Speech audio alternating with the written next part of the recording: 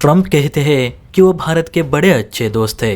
अभी उन्होंने पीएम मोदी के 75वें जन्मदिन पर उन्हें हार्दिक बधाइयां भी दी और ये भी कहा कि दोनों देशों के बीच रणनीतिक साझेदारी को और मजबूत बनाने के लिए वे अब और भी सकारात्मक रूप से काम करेंगे।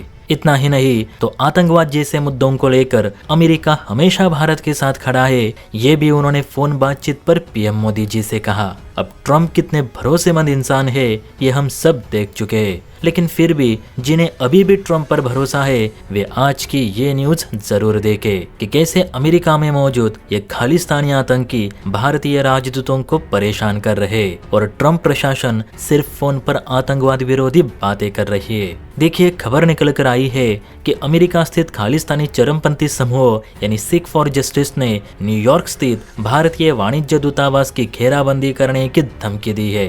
खालिस्तानियों ने घोषणा की है कि वे गुरुवार 18 सितंबर को यानी कल ही भारतीय वाणिज्य दूतावास पर कब्जा कर लेंगे। इसलिए जो भी भारतीय सिख और भारतीय कनाडाई लोग न्यूयॉर्क में रह रहे वे इस क्षेत्र से दूर रहे।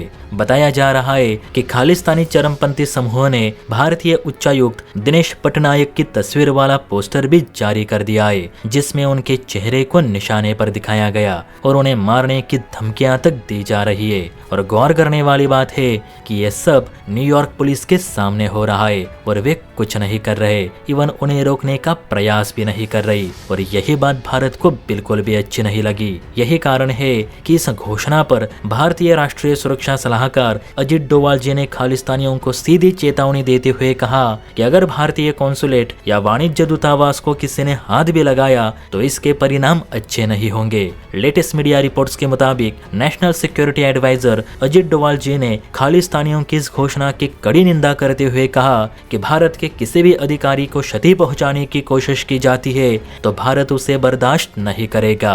अजित जी ने न्यूयॉर्क शहर के मेयर एरिक एडम्स को भी लताड़ लगाते हुए कहा कि आपके शहर में कुछ खालिस्तानी समूह सरेआम भारतीय दूतावास बिल्डिंग के सामने प्रोटेस्ट कर रहे, उसकी घेराबंदी की घोषणा कर रहे, हमारे अधिकारियों के पोस्टर्स लगाकर उन्हें मारने की धमकियां भी दे रहे और आप है कि हाथ पे हाथ धरे तमाशा देख रहे, अपनी पुलिस को ऑर्डर्स तक नहीं दे रहे कि ये सब रोके।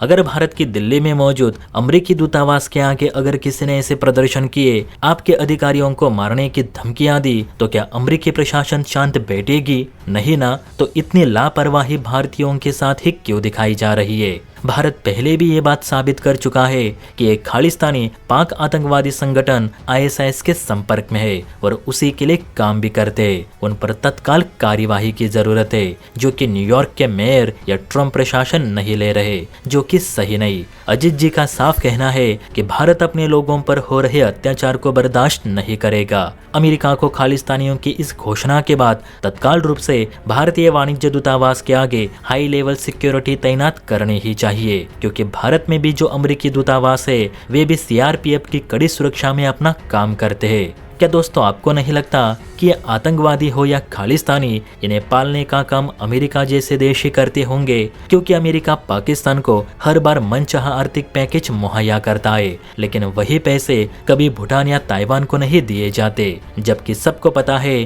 कि पाकिस्तान अमेरिकी डॉलर्स का इस्तेमाल सिर्फ आतंकवाद को बढ़ावा देने के लिए ही करता है। तो आप ही बताइए, इन आतंकी और खालिस्तानियों का असली अब्बू कौन है? पाकिस्तान, कनाडा या फिर अमेरिका? अपनी राय कमेंट करके जरूर बताइए। और हाँ, वीडियो अच्छी लगी हो तो बेल आइकन प्रेस करके चैनल को लाइक एंड सब्सक्राइब जरूर करें। जय हिंद।